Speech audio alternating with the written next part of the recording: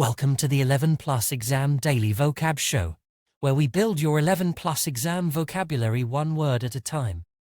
Today's word is quandary. It is spelt Q-U-A-N-D-A-R-Y.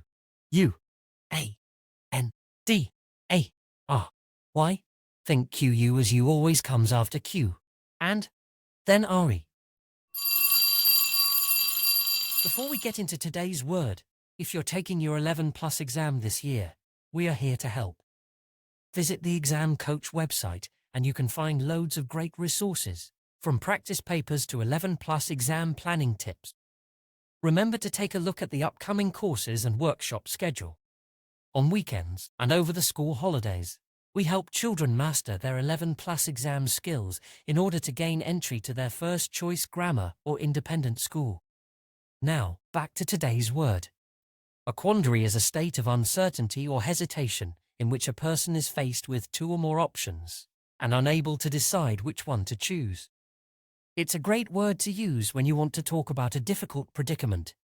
For example, you could say, he was in a quandary about whether to accept the job offer or stay in his current position. Or, she was in a quandary about which dress to wear to the prom. The word quandary comes from the Latin word quando, which means when, which is used to express uncertainty or doubt. In Oh, the Places You'll Go, by Dr. Seuss, the protagonist faces various quandaries and uncertainties as they journey through life.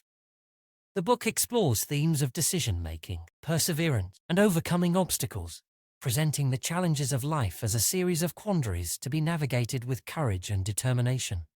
Synonyms for quandary are dilemma, predicament, uncertainty, and indecision. Antonyms for quandary include certainty, decision, resolution, and confidence. Impress your friends and family by using your new word today, quandary. Have a top day ahead, and we'll be back tomorrow at the same time.